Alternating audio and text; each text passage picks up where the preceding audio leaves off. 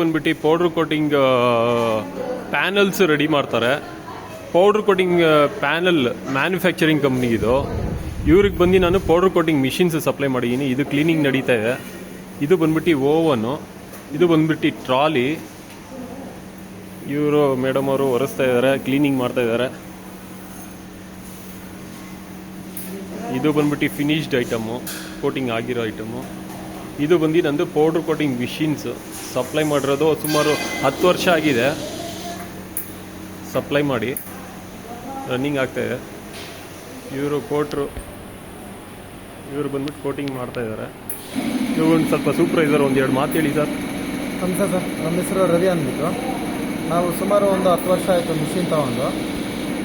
Service ಚೆನ್ನಾಗಿದೆ ಮತ್ತು machine ಚೆನ್ನಾಗಿದೆ. ಏನೋ ಮಿಷಿನ್ ಈ ಥರ ಏನೋ ಮಿಷಿನ್ ಬೇಕು ಅಂದರೆ ನೀವು ತೊಗೊಬೋದು ಆರಾಮಾಗಿ. ಸರ್ವಿಸ್ ಮಾತ್ರ ಚೆನ್ನಾಗಿದೆ, ಮಿಷಿನು ಚೆನ್ನಾಗಿದೆ.